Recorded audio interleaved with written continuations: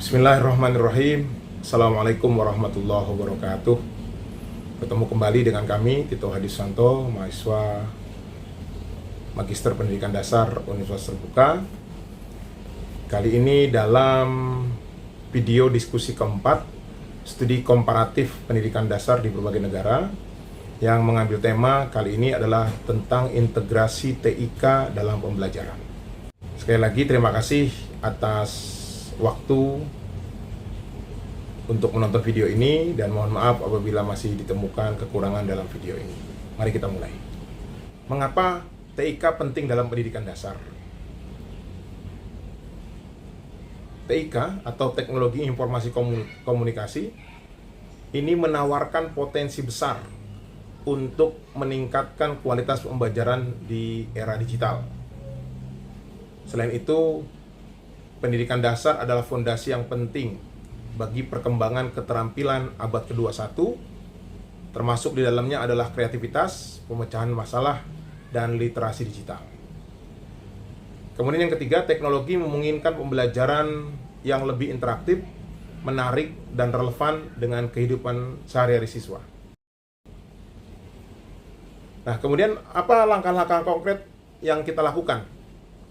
Yang pertama adalah perencanaan pembelajaran berbasis TIK atau model TPACK, yaitu merancang RPP dengan mempertimbangkan perpaduan antara konten atau materi pelajaran, pedagogi, yaitu metode mengajar, dan teknologi, alat TIK yang sesuai. Contoh tentang pembelajaran digital ini, misalkan pelajaran IPA tentang siklus air, itu kontennya. Kemudian penggunaan metode proyek kolaboratif, itu secara pedagogi. Kemudian realnya adalah siswa membuat video animasi sederhana untuk menjelaskan siklus tersebut. Nah, ini akan melatih siswa pemahaman konsep, kreativitas, dan keterampilan digital. Kemudian langkah yang konkret yang dilakukan, yang kedua adalah pemanfaatan sumber belajar digital interaktif, yaitu menggantikan sebagian papan tulis dan buku teks konvensional dengan media yang lebih menarik, seperti penggunaan presentasi interaktif, misalnya di Google Slides atau Canva ataupun PowerPoint. Kemudian disisipi dengan video edukasi dari YouTube, atau kita membuat video sendiri. Kemudian juga menggunakan kuis real time seperti Quizizz ataupun Kahoot untuk mengecek pemahaman siswa secara langsung. Nah, yang pasti ini akan meningkatkan motivasi siswa.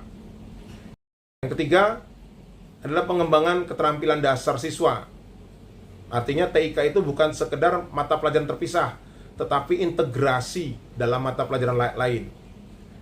Misalkan dalam tugas IPS, kita akan memberikan tugas kepada mereka untuk mencari sesuatu dengan mengajarkan kata kunci dan memverifikasi sumber, yaitu belajar literasi digital.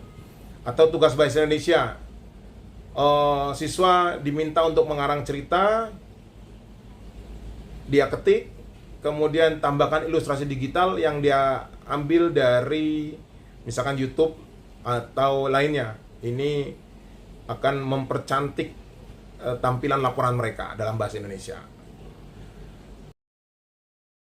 Kemudian apa sih dampak positif implementasi TIK dalam pembelajaran? Yang pertama, ada peningkatan motivasi dan keterlibatan. Jadi pembelajaran menjadi lebih interaktif dan menyenangkan. Siswa saat ini, yaitu digital native, ya, akan lebih antusias ketika teknologi digunakan.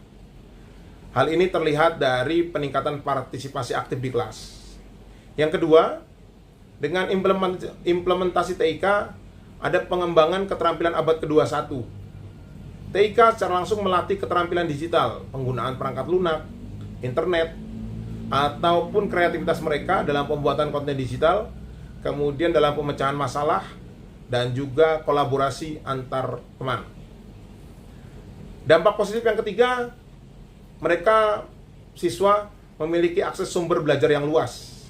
Ya, jadi mereka dapat mengakses informasi, simulasi, materi pelajaran berkualitas tinggi dari berbagai pelajaran yang sifatnya tidak lokal tapi global, sehingga mereka dapat membantu memahami konsep yang abstrak melalui visualisasi. Contohnya misalkan simulasi gunung meletus, tsunami, dan lain sebagainya.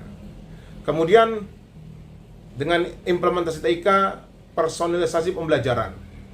Jadi TIK memungkinkan guru untuk menyediakan materi atau kegiatan lain yang berbeda untuk tiap siswa, yang pasti sesuai dengan tingkat pemahaman atau gaya belajar individu siswa.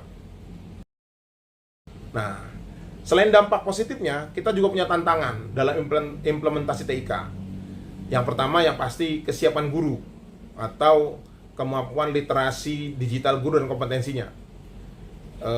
Ya kita tidak menafikan atau mungkiri bahwa sebagian guru, terutama yang senior, kadang-kadang merasa canggung dan merasa kurang menguasai alat TIK baru. Namun ada solusinya, yaitu kita melakukan pelatihan TIK ataupun bergabung dalam komunitas belajar sehingga melakukan peer learning. Dan yang pasti untuk selalu mencoba alat baru sebelum menggunakannya di kelas. Yang kedua, ada distraksi digital atau siswa itu mudah terganggu konsentrasinya atau terdistract dengan permainan atau konten lain jika menggunakan perangkat digital. Nah, salah satu solusinya kita menerapkan aturan kelas yang ketat terkait penggunaan perangkat. Yang pasti manajemen kelas guru harus bagus dan penggunaan TIK ini harus terarah pada tujuan pembelajaran. Yang ketiga, adanya perbedaan akses siswa atau kesenjangan digital. Ya, kita tidak menafikan tidak semua siswa memiliki perangkat atau akses internet yang sama di rumah. Ini kadang-kadang menciptakan ketidaksetaraan. Nah, solusinya kita melakukan tugas TIK yang dapat diselesaikan di sekolah ataupun diberikan opsi non-digital yang setara.